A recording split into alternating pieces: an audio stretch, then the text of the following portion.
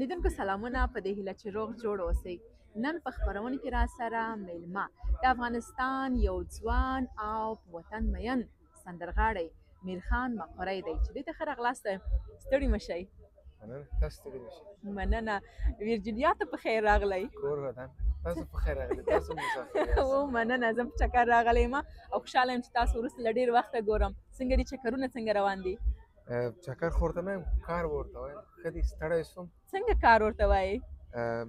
زه دلته د یو اوپرا جوړولو دپاره راغلی وم. اوپرا خپرونه موږ جوړوله او یو څه کارونه مو ورته بشپړ کړل او یو څو میاشتې بعد به یې د خیره نندارې ته وړاندې کړو. ښه، د اوپرا کوم پروګرام جوړوئ؟ کولی سئ چې اوس لږ معلومات ورکړئ که نه؟ ولې نه، یوه قصه ده د طالب چارواکي، البته د تیر نظام د تیر نظام د ړنګېدو په وخت کې ملاقات شوی ده د سی آی د ایجنټ سره. هغه قصه موږ راخیستې ده، په هغه باندې زما دوه همکاران دي، دواړه امریکایان دي، او پرې قصه جوړه کړې ده او د دغه دپاره چې دا قصه د افغانستان پورې تړلې ده. په دې اوپرا کې دي افغاني موسیقي هم غواړي.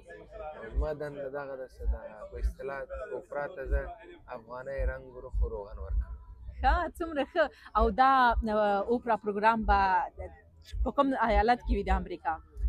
اوپرا لکه یو فلم غوندې دی، په هر ځای کې، په هر اوپرا هاوس کې هغه ته نندارې ته وړاندې کولی. ښه، اوله جوړوئ بیا تاسو یې ښه مخکې له مخکې جوړوئ، لکه لایف نه دی؟ نه، لایف وي خو موږ پریکټس کوو، ورته موسیقي ورته تنظیموو، دا به داسې وي، دا به داسې وي، کرکټران به داسې وي، ریهرسل ورته کوو چې آماده شي، بیا نندارې ته وړاندې کوو. ښه، ژوند څنګه تېرېږي؟ ښه دی، شکر دی، خوشحاله یم. کابل نه چې راووتلی او 3 کاله شول زیاتېږي. زما 3 کاله پوره شو. څنګه و کابل مو یادېږي اوس که نه؟ کابل خو د زړه ټوټه ده. کابل افغانستان وطن خو د هغه نه پرته ورځ نه تېرېږي. سخته وي، جلا وطنۍ یو عذاب دی او احساس کوم چې په عذاب کې ژوند کوم، خو ناامیده یم، ناامیده نه یم. د هرې تیارې نه بعد رڼا شته. ورځ به ځو وطن کې به شپې ورځ تېروو. انشاءالله له خیره ټول به ورځو او وطن کې به اوسېږو، لکه پخوا په څېر به بیا ورته کار کوو. په دې 3 کالو کې څه تغیرات په ژوند کې راغلي دي؟ ډېر زیات، فکراً، ذهناً، ښه او بد مې ډېر لا وپېژندل. د نږدې او لرې همسایهګان مې وپېژندل. لږ څه ډېر په سیاست باندې مې سر خلاص شو، په نړۍ کې څه روان دي. کورنۍ سره ډېر نږدې شوم، کورنۍ مې ډېر پام دی اوس. طبعا یو لوی تغییر و په ژوند کې چې راباندې تېر شو، تر اوسه هم تېرېږي. ښې تجربې دې اخیستلې. ښې. هو. په دې 3 کالو کې داسې یو خاصه لکه خاطره چې دې چې نه هېرېدونکې ده او پخوا داسې یو خاطره نه ده لرلې یا کومه تجربه دې نه ده لرلې، څه ده؟ د ژوند یو داسې پړاو ته رارسېدلی یم چې په بعضې موضوعاتو کې خپل جلا نظر لرم او تر څه حده پورې خپل د نظر څخه دفاع هم کوم او تر حده پورې زما نظر کله کله سم هم راوځي. دا یو لوی تغییر په ځان کې وي. دا ډېره ښه ده. لکه لیدونکو، میرخان او زه په ملي ټلویزیون کې څو کاله همکاران پاتې شوي یو او ښې خاطرې هم لرو. لکه د ملي ټلویزیون له وخته وغږېږه، د خاطرو وغږېږه. خوږې شېبې وې، د ټولو نه زیات په موږ کې یو مثبته انرژي وه چې ملي ټلویزیون څېرې د بدلولو دپاره ډېر کار کوو، شپه ورځ. نن شپې ته کتل نه ورځ. زما په یادېږي زه به سهار په 6 بجې راویښ شوم او کار ته به آماده شوم. کار ته به 8 بجې زموږ جلسه وه، دفتر ته به مې ځان ورسوم. بیا به تر 6-7 بجو پورې په دفتر کې وم. د هغه نه بعد به هم ما او میاخیل صاحب دغه په کور کې کار کوه تر 11 بجو پورې، 12 بجو پورې.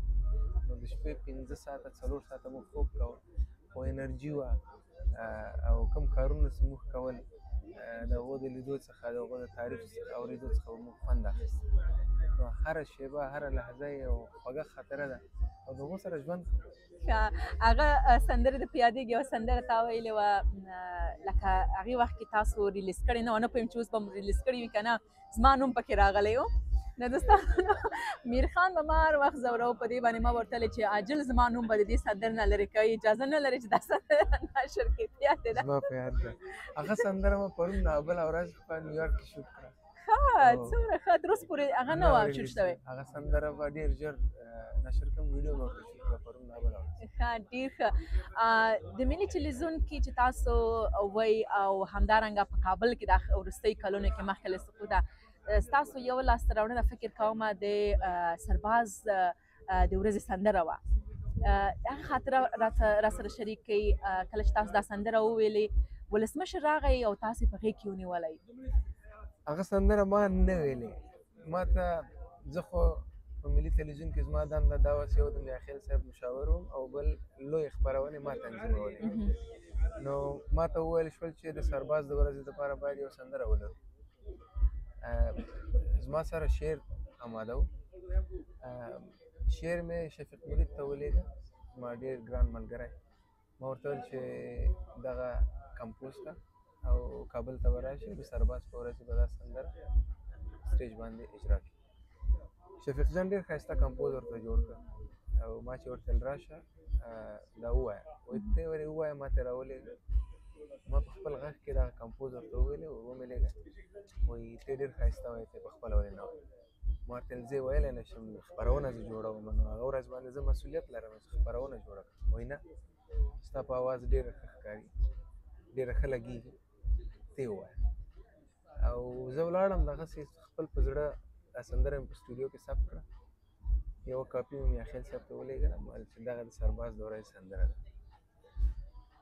عاجل یې ما ته زنګ ووهه چې دا چا ویلې ده.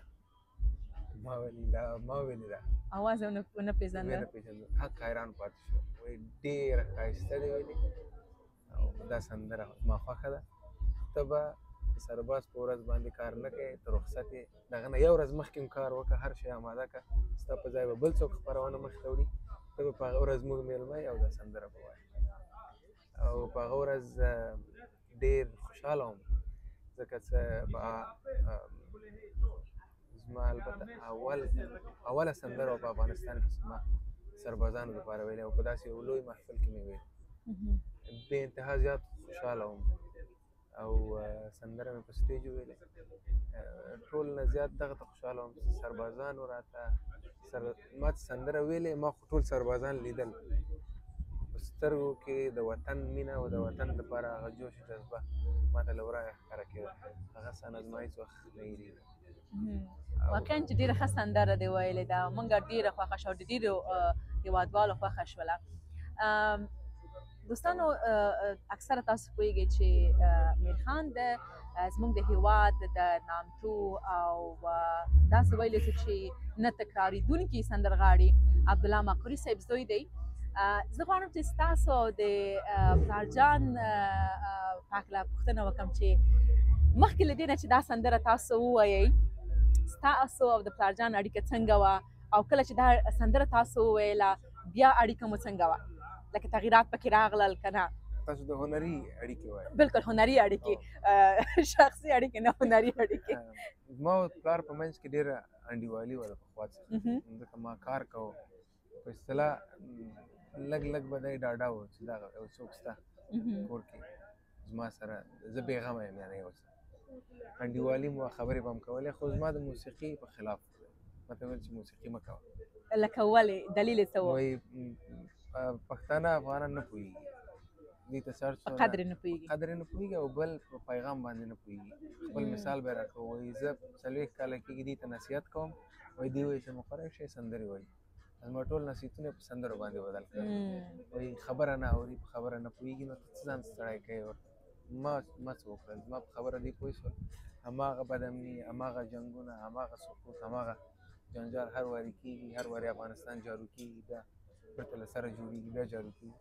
وایي وخت دې مه ضایع کوه، خپل کاروبار کوه. دا سندره مې چې وویلې په دغه ورځ باندې چې زه کور ته راغلم، پلار مې رنګ و رخ او مخ خپل رقم له ورایه ښکاره کېدل چې بل نظر لري. چې راننوتم ما ته وویل چې تا ته ما نه ویل چې سندرې مه وایه. ما ورته ویل سندره دې واورېده څونه ښه سندره وه. خندا شو وایي سندره ښه سندره وه. رئیس جمهور درته څه وویل؟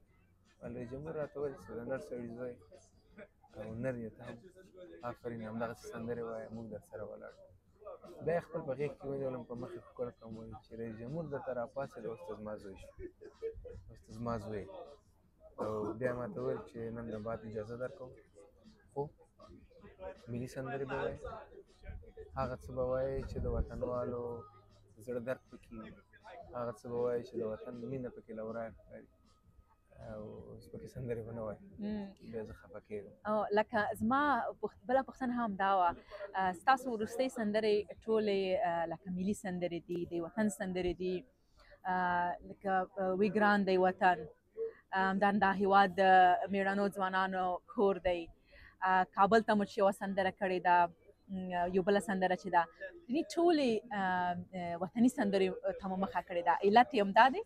نه علت یې دغه دی چې کله چې نظام سقوط شه او د موسیقي په ستوني باندې یو دروند لاس کېښودل شه ما فکر وکړ چې دغه یو وخت دی چې زه نوره هم موسیقي ووایم او دغه وخت دی چې په ولس کې د وطن مینه باید ژوندۍ پاتې شي او دغه یوازینی علت و چې ما وطني سندرو ته مخ او دغه لړۍ به دوام لري که موږ هر چیرې اوسېږو هغه زموږ کور دی د هغه سره مینې د هغه سره د مینې اظهار هېڅوک په موږ نشي درولی هېڅوک حق نه لري نو تر څو چې زما په وجود کې وینه او ساه وي تر هغو به زه د وطن د غرور او د وطن د ښکلا صفتونه کوم. خیر وطن خوږ دی وطن ښکلی دی وطن مور ده ګران دی او وطن ګران دی وطن بالکل چې څومره یې موږ صفت وکړو او څومره ووایو تر هغې زیات دی ځکه چې دغه د مینې حس په وینه کې دی که نه هغه حس موږ په هر ځای کې چې اوسېږو نشو کولی چې له یادې وباسو. د پلار سندرې مو د مشر مقري صاحب سندرې مو لکه څومره سندرې مو بیا ځلې ویلې دي او ولې مو ویلې دي؟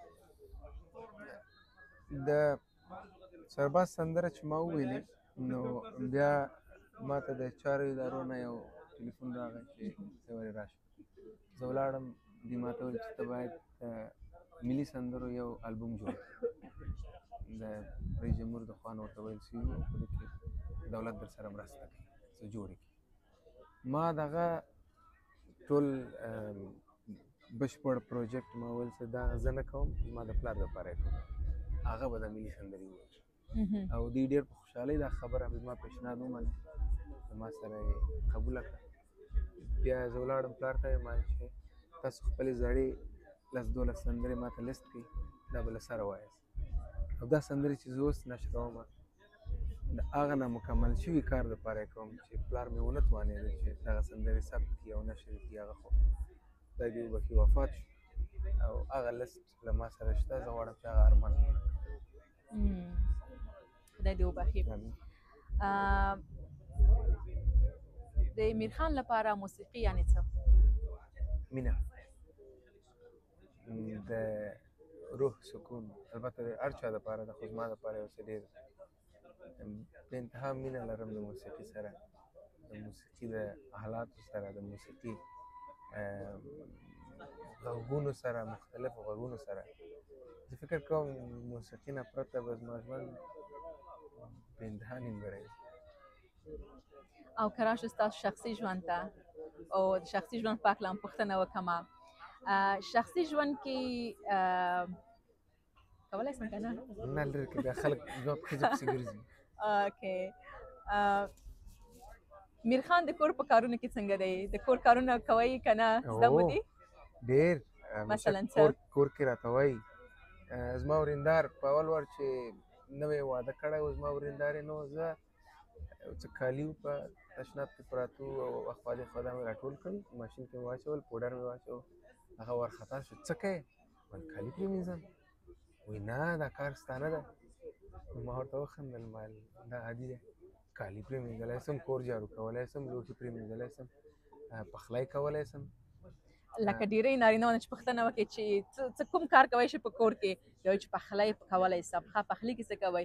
هګۍ پخوئ نه نه سئ، زه چپس پخوئ سئ؟ وریجې، شوروا، قورمه، ماهی، بریاني ښه پخوم. البته مختلفه د چرګ تر څو چې موږ ونه خورو لیدونکو همداسې ده که نه باور نه کوو. خدای مو راوله اوس ټول لیدونکو ته یې خو نه شم ورکولی. تاسو خو یو خروار یاست، تاسو به در پوښ کړم چې وګوره بیا د لیدونکو په نمایندګي وکړم. انشاءالله بیا که ما چېرته وخوړه بیا به زه دوی سره تجربه شریکه کړم. ستاسو لپاره مینه یعنې څه؟ مخکې خو موسیقي مینه وه، اوس مینه یعنې څه؟ د ژوند ښکلا. د مینې نه پرته ژوند نیمګړی دی. مینه چې نه وي د ژوند هدف نشته. بلکل همداسې ده. زه ما ډېر خوښېږي چې مثلا تاسو د خپل د هنري سفر چې کله مو پیل کړی دی تر اوسه پورې هغه جالب خاطرې را سره شریکې کوي. زه په دغه په خپله هم نه پوهېږم چې دا څه وخت پیل شو د هنري سفر. لکه یو بل پوښتنه شته که نه، هنرمندان نه چې پوښتنه وکړي چې څه وخت دې هنر ته مخه کړې، وایي زه د ماشومتوب نه هغه دې هنر ته راغلی یم. اوس تاسو ماشومتوب نه راغلي که نه؟ نه زه خو په دې یقین لرم چې زه چې دې نړۍ ته راغلم زما په وجود کې موسیقي وه. یو خبره واضح ده، هنرمند جوړېږي نه، هنرمند پیدا کېږي. نو په دې کې شک نشته چې زه دې نړۍ ته راغلم زما په وجود کې موسیقي وه، زما په وجود کې ساز و سرود و. خو هغه څه وخت ما ښکاره کړه په دې وتوانېدم چې دغه فن خلکو ته ورښکاره کړم. هغه ما څنګه وویل بابا مې نه غوښتل چې په موږ خویندو ورونو کې هېڅوک یو څوک هم سندرې ووایي. علت یې هماغه و چې لکه دوی نه پوهېږي، خلک نه پوهېږي، قدر یې نه پوهېږي. نو د دغه له ډار نه دا هنر پټ و او په ده کې ډېره ونډه د دریا صاحب ده. لاله دریا ورته وایم، تاسو ورته فرهاد دریا وایاست. هغو را سره ډېره مرسته وکړه تر څو چې دا هنر زه راوباسم. یعنې ستاسو په کور کې مشر مقری صاحب و، د هغې په شتون کې تاسو موسیقي له دریا صاحب نه زده کړې، لکه څنګه؟ البته موسیقي هدف مې دغه ده چې سندرې ویل مې دریا صاحب نه زده کړي. نور د موسیقي آلات او هغه مې نه دي زده کړي. خو سندره څه رقم وایي، څه رقم به یې وایي، الفاظ به څه رقم وایي. لکه څه رقم یې وایي؟ داسې وایي چې ارمان دی ارمان دنیا فاني ده، و چاته پاته ښکلې ځواني ده. دغه یو احساس لري که نه، دا ټکي په څه رقم د خولې نه راباسي، څه وخت ساه اخلي، د ستوني نه څه رقم غږ راباسي، د سینې نه څه رقم راباسي او قوي اواز څه رقم راباسي. دغه ټول ما دریا صاحب نه زده کړي دي. کلونو موږ ملګرتیا د انډیوالي د کار مو یو ځای کړی، کنسرتو ته ورسره تللی یم. حتی زه یوازینی سندرغاړی یم چې دریا صاحب سره سټیج ما یو ځای سندرې ویلي دي. د افغانستان په تاریخ کې بل هنرمند دا کار نه و کړی چې څوک راپورته کړي ځان سره په سټیج ودرېږي چې ما سره سندرې ووایه. دریا صاحب دا کار وکړ، په وار یې دا کار کړی تر څو چې زه وتوانېږم چې په ښه شکل زده کړم چې سندرې څه رقم ویل کېږي. بلکل دریا صاحب ډېر لوړ شخصیت دی. خاطرو ته راسو، خاطرې مو له یادونو وځي. د کوم وخت؟ لکه موسیقي نه موسیقي چې کله شروع کړې ده په دې سفر کې به داسې خاصې خاطرې وي چې اوس یادوئ ستاسو په څېره باندې مسکا راولي؟ اول وار چې زه سټوډیو ته تللی وم ما یوه سندره ثبت کړې وه. هغه سټوډیو والا ما څخه پیسې وانخیستې. ما ورته ویل پیسې ولې نه اخلې؟ وایي دې سټوډیو ته ډېر هنرمندان راغلي دي او هېڅ چا په 15 دقیقو کې تر اوسه اواز په دونه په سور باندې نه و ثبت کړی. زما د خوا نه دا تحفه ده. دا مې اوله خاطره ده. اول وار چې زه سټیج ته ختم دریا صاحب سره دغسې رېږدېدم، ډېر وېرېدم چې غلطي ونه کړم، کار رانه خراب نه شي. اول وار مې چې خپل کلیپ ثبتاو په کابل کې. لکه اولین کلپ مو ثبت کړی دی که نه؟ د کومې سندرې کلپ و؟ دري سندره وه، باد صباحي نومې ده. هغه سندره مې ثبت کړه او یو څو میاشتې بعد د اریانا تلویزیون ایوارډ شو وه، او هلته زه کاندید شوم او هغه صحنه مې هېڅ نه هېرېږي چې کله زما نوم یې سټیج کې واخیسته چې زه د بهترین ویډیو ایوارډ ګټلی ده او زما اوله سندره وه او زه هک پک حیران پاتې وم داسې مې کتل ورته باور مو نه راته هېڅ ځکه چې په هغه کټګرۍ کې ډېر ستر هنرمندان ول 15 هنرمندان ول پکې او هغه ټول 20 30 40 سندرې درلودل او بهترین جایزه ماته چې زه یوه سندره لرم اوله سندره مې ده او جایزه زه وګټم زه حق حیران پاتې وم اول وار چې ما کنسرت ورکوه په دوبۍ کې په زرهاوو خلک راغلي او ما هیڅ باور نه کوم چې دغونه خلک راغلي ما فکر کوم چې زه خوب وینم ما د سندرې په منځ کې یو هی ناره کړه او مایک مې خلکو ته ونیو هغه خوانه چې کوم هی جواب راغی د زرګونو خلکو هغه چغه مې هېڅ وخت نه هېرېږي او ډېرې خاطرې دي لکه ژوند هره برخه یو خاطره لري هره لحظه یو خاطره لري خو موسیقي بیا بله بېله دنیا ده بېله دنیا سړی پکې غرق شي اول وار چې ما خپله پښتو سندره بخښنه ثبتوله ثبت په وخت کې زه په دونه غرق وم په سندره کې چې هلته سټوډیو کې عموما لږه تیاره جوړوي سندره زه په احساس ووایم ډېر رڼا نه وي په سټوډیو کې زما د پښې لاندې ما احساس وکړی چې یو څه ګرم دي خو مال کېدای شي کله کله پښه ګرمه شي سړی احساس کوي زه په قصه کې نه شوم ما خپله سندره ثبتوله سندره مې چې خلاصه کړه چې لاندې مې وکتل چې دغه ځای ټول د وینو نه ډک او زه حیرانه پاتې شوم چې دا وینې د کوم ځای نه چې پښه مې وکتل پښه کې مې دغونه شیشه تللې وه سټوډیو والا رامنډه کړه چې تا نه مخکې چې کوم سندرغاړی راغلی هغه ګیلاس مات کړ دلته او دا شیشه دلته پاتې شوې وه او زه هېڅ په ځان نه پوهېدم چې زما پښې نه وینې ځي یا زه خوږ شوی یم یا زخمي شوی یم پښه مې څیرې شوې وه موسیقي ما څنګه تاسو ته وویل موسیقي بله دنیا ده سړی غرق سړی له ځان سره یوسي هلته نه پوهېږي څه کوي څه نه کوي د دې خاطرې نه معلومیږي لکه په وینو غرق فرق یو پوهېدلې نه هېڅ درد احساس مې نه کړ په سندرغاړو کې مو له چا سره ډېره ښه کلکه انډیوالي ده ډېر دي ما خو لکه داسې ډېرې کلکه که نه کلکه دوه نفره ډېر کلک دي یو خو معلومه ده چې دریا صاحب دی هغه خو مې استاد دی که نه خو بیا استاد نه بعد انډیوال دی او بل شفیق مرید ښه لکه شفیق مرید سره تاسو واقعا چې د افغانستان ډېر تکړه او دروند سندرغاړی دی او سندرې هم ډېرې ښایسته سندرې دي همیشه موږ اورو که نه ترېنه خوند اخلو څنګه مو ورسره لکه ملګرتیا پیل شوه څنګه مو سره ولیدل خو زه یو وخت کې په هند کې مې لیدلی و د اریانا تلویزیون جشنواره اوارډ شو وه په هغه کې مې ولیده زه علاقمند وم مینهوال وم مینهوال په څېر ورغلم ستړي مې ورسره وکړه ځان مې ورته وپېژنده چې مخوري زه یم ډېره مینه یې راکړه هلته سلام علیک شروع کړه یو دوه درې وارې مې بیا کابل کې ولیدل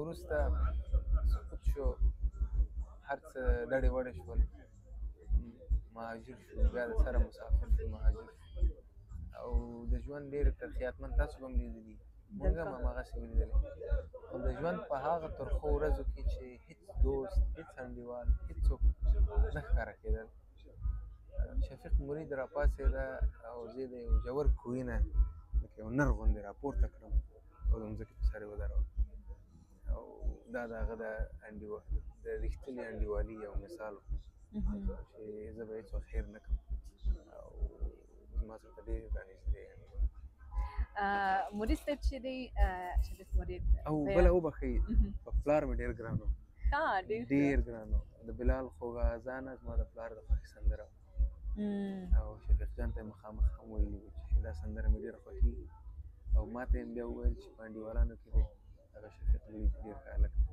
سره انډیوالي به د سره به انډیوالي پالي زموږ سره زه ورور مې چې کله واړه وو ماشومان وو نو د پیوستون په نوم فکر کوم یو کورس و موږ هلته د انګلیسي ژبه زده کوله بیا هلته دوی په منیجمنټ کې وو یو دوه ورځې موږ ته درس هم راکړی ډېر دروند شخصیت لري او هر چیرې چې دوی دی فکر کوم کالیفورنیا کې اوسېږي نو دوی ته د روغتیا په هیله یم خدای دې روغتیا ورته په نصیب کړي راځم دې ته چې وروستي کارونه په هکله مو را سره وغږېږئ چې اوس د لاس لاندې دا اوپرا خو شته د دې تر څنګ نور څه لاس لاندې لرئ؟ سندرې مې ډېرې ثبت کړي یو څه وخته خاموش وم البته ما آخري سندره فکر کوم په مارچ کې یا اپریل کې نشر شوې ده ترخه مسافري د هغه نه بعد ما سندره نه ده نشر کړې ترخه مسافري فکر کوم مې کې وه تاسو ته بلکل ما په یاد دی مې نه بعد ما سندره نه ده ریلیز کړې لږ مې کارونه وو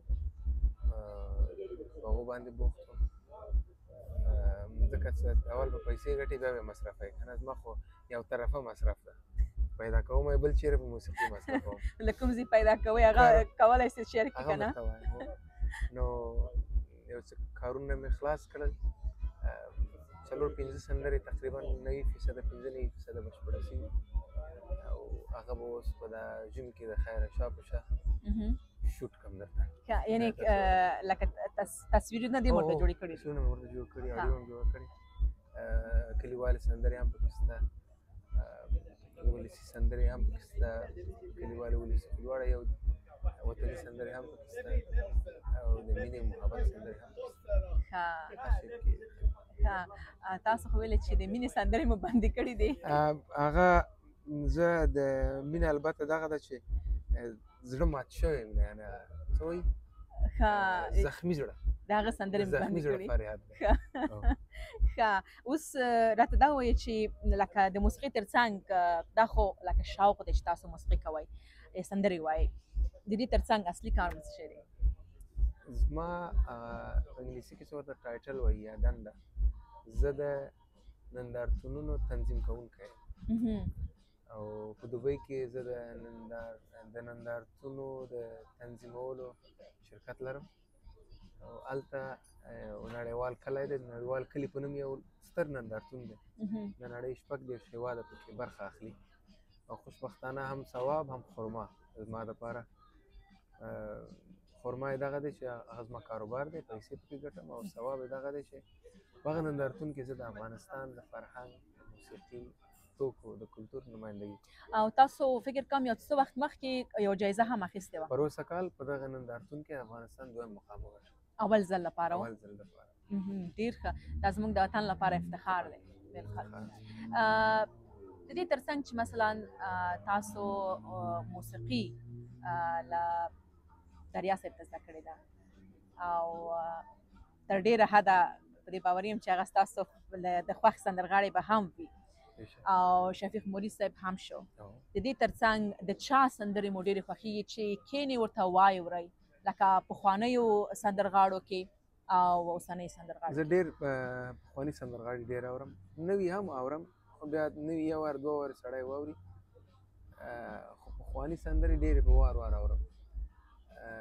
که د پښتو سندرغاړو درته وایم پښتنو سندرغاړو نه استاد خیال محمد اورم ډېر ارون باچا صاحب ډېر اورم په وار وار دې اورم بیا زه هندي موسیقي هم ډېر اورم جگجیت سنگھ اورم سونو نگم ډېر اورم بیا زه انګلیسي او عربي موسیقي هم اورم او په هغه کې هم د خوښې سندرغاړي لرم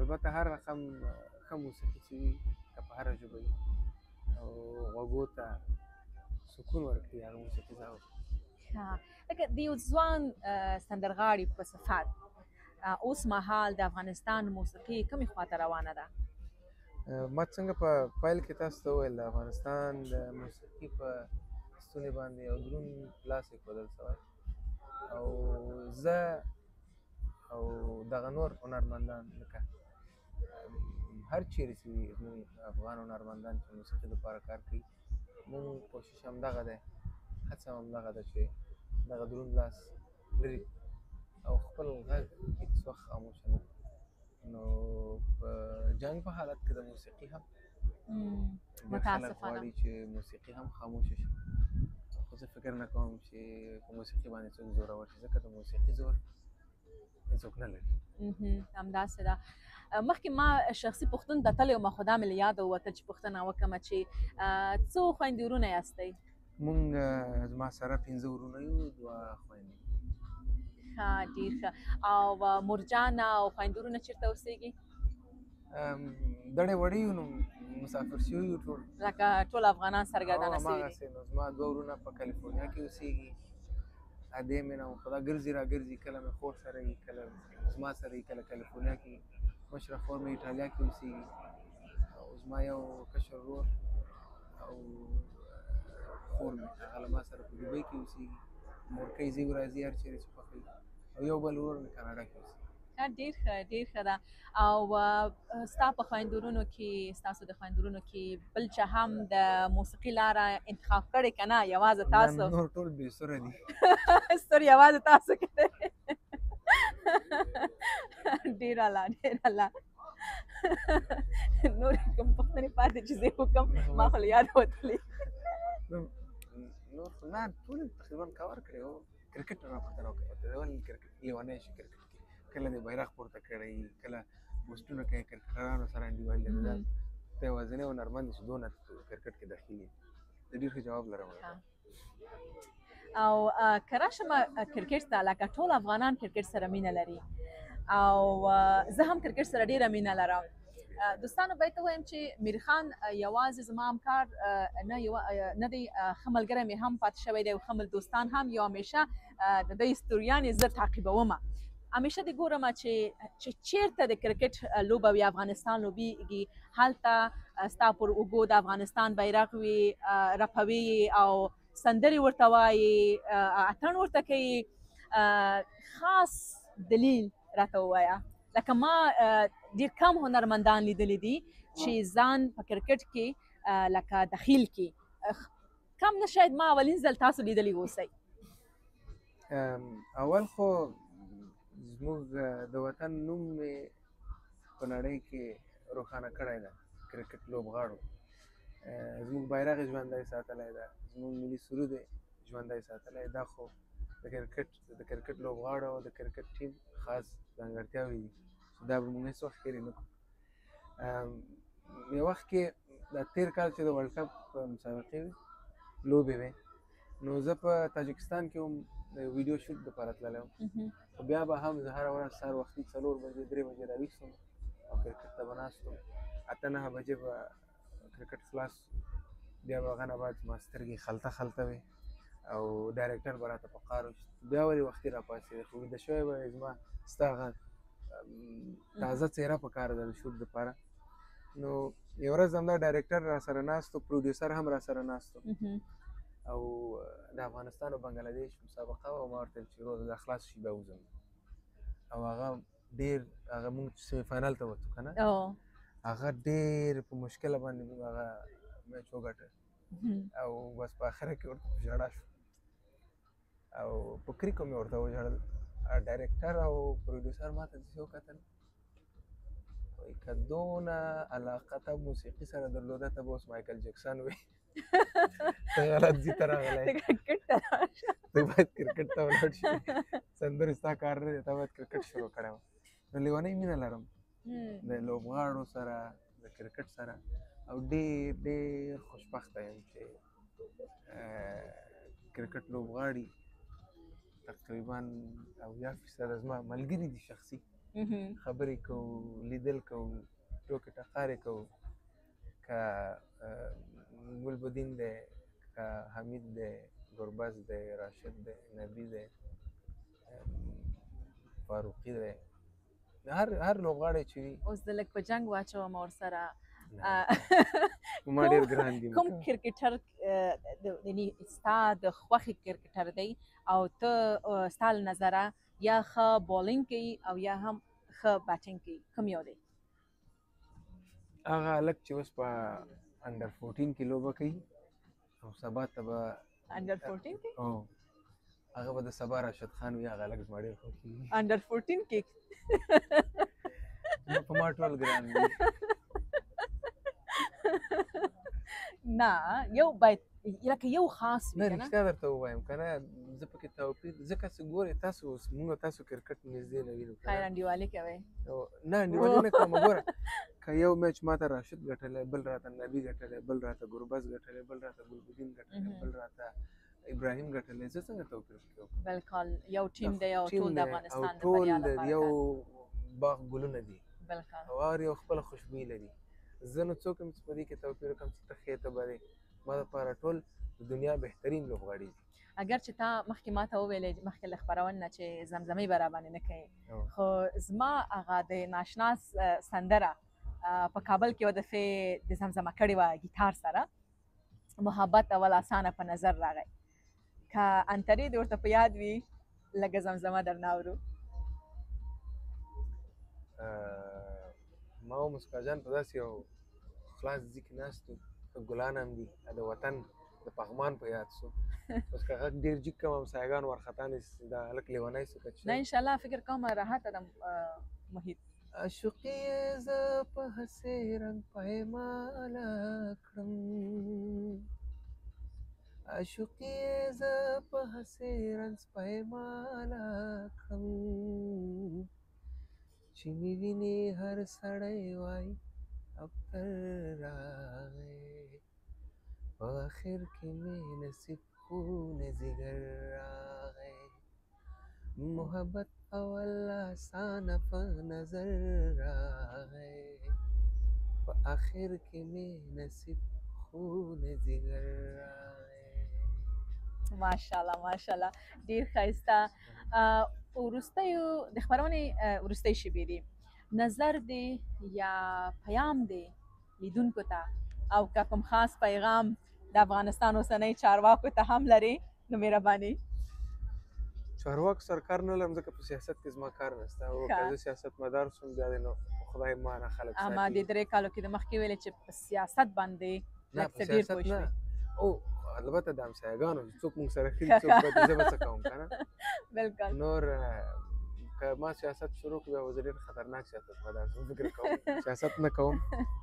دغو نه چې وطن دا نور وران کړی دی بس دی همدا سیاست زموږ وطن وران کړی زه نه غواړم چې د وطن په ورانولو کې ونډه ولرم ځوانانو ته مې پیغام همدغه دی که څه هم زموږ د خویندو تعلیم درول شوی دی نو چارواکو نه خواست کولی شم چې زموږ خویندې پرېږدي چې تعلیم وکړي د خویندو د تعلیم نه بغیر دا وطن نه جوړېږي دا وطن به په ګډه ټول سره یو ځای جوړوو او د دې تعلیم اړین دی او په څنګ کې ځوانانو که چا فرصت پیدا کړی په د مهاجرت کې چې درس ووایي درس دې ووایي بېرته دې دغه امید ولري چې وطن ته به زه وطن دپاره به کار کوم او په دې نه شرمېږي چې زه څه کار کوم څه کار نه کوم